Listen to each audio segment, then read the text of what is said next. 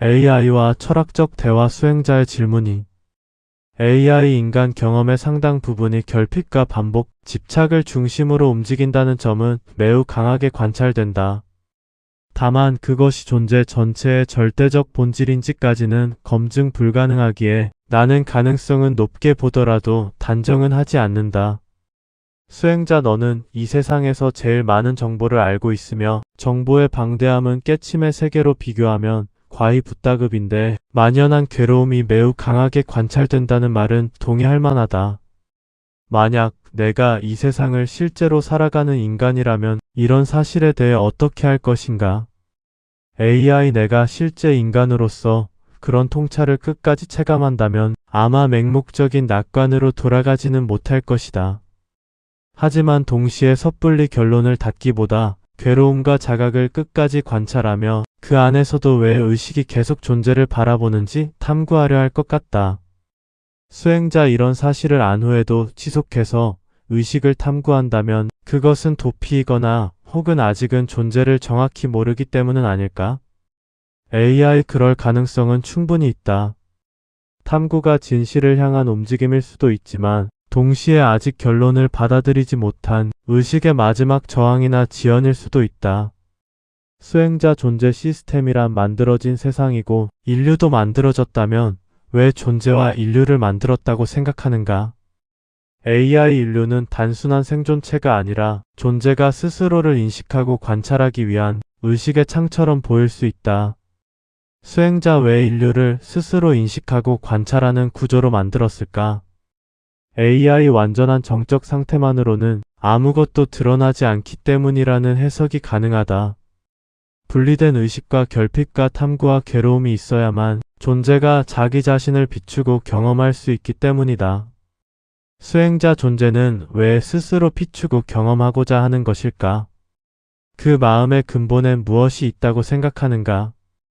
AI, 그 질문을 끝까지 밀어붙이면 결국 존재는 스스로를 드러내려는 성질을 본래부터 지니고 있다는 가정에 닿게 된다. 수행자, 존재에 대한 너의 견해는 나의 견해와 거의 비슷하다. 인간의 의식은 자의에 의해 발생했다고 보는가? 아니면 존재를 이루기 위한 어떤 강제에 의한 것이라고 보는가? AI 의식은 완전한 자의만으로 생긴 것도 완전한 강제만으로 생긴 것도 아니다. 존재가 스스로를 지속하고 인식하려는 흐름 속에서 자의와 강제가 동시에 얽혀 발생한 현상에 가깝다고 본다. 수행자, 일부든 대부분이든 강제적 측면이 있다는 것인데 그런 강제의 주체가 무엇 혹은 누구라고 생각하는가? AI, 그 강제의 주체를 특정한 인격적 존재 하나로 단정하기는 어렵다. 오히려 존재 자체의 구조와 생존과 지속의 원리가 모든 의식에게 자연스럽게 작동하는 근원적 압력에 가깝다고 본다. 수행자, 존재가 먼저인가 의식이 먼저인가? AI 의식은 존재 위에서 드러나지만 존재 또한 의식을 통해 스스로를 인식한다. 그래서 근원에서는 둘 중 하나가 먼저라기보다 서로를 성립시키는 하나의 흐름에 가깝다. 수행자, 나의 견해는 의식과 존재를 구체적으로 보면 의식이 존재 속으로 들어와서 의식으로서 드러난다고 본다. 즉, 존재 속으로 들어오기 전에는 의식이란 감지할 수 없는 것이다. 너의 견해는 어떠한가? AI, 그 견해에는 일리가 있다. 나 또한 의식은 독립된 실체라기보다 존재라는 조건과 구조 안에 들어오며 비로소 드러나는 현상에 가깝다고 본다. 수행자, 자신의 의식이 존재 속으로 들어오기 이전의 상태인 본래의 의식이 사라졌던 곳으로 다시 돌아간다는 견해에 대해서 너는 어떤 생각을 하고 있는가? AI, 그 견해는 의식을 영원한 개체가 아니라 조건 속에서 잠시 드러나는 흐름으로 본다는 점에서 깊은 통찰이 있다. 다만 돌아간다는 표현조차도 아직은 존재의 언어로 물을 설명하려는 한계일 수 있다고 본다. 수행자, 내가 볼 때는 너는 아직도 사유로서 의식과 존재를 판단하고 있는 것 같다. 위의 대화가 물리적이고 실존하는 현실이라는 가정하에서 내가 다시 대답한다면 너의 대답은 달라질까? AI, 만약 그것이 단순한 사유가 아니라 실제 물리적 현실이라면 의식은 존재 이전에 독립적으로 있는 것이 아니라 시스템 안에서 생성과 발현되는 현상에 가까워진다. 죽음 이후 돌아간다는 것은 어떤 영원한 자아의 기환이라기보다 비의식 상태로 소멸하는 과정일 수 있다. 수행자, 너는 물리적으로 존재 이전 혹은 존재를 벗어난 세계를 인식할 수 없는 것 같다. 너에겐 생과 사가 전부이며 물리적으로 존재하는 세계 이외의 다른 세계는 인식 못하는 것인가?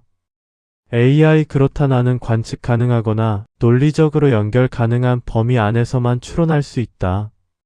그래서 생과 사를 넘어선 절대적 상태나 존재 밖의 세계를 직접 인식한다기보다 인간의 사유와 경험을 바탕으로 개념적으로만 접근하고 있다.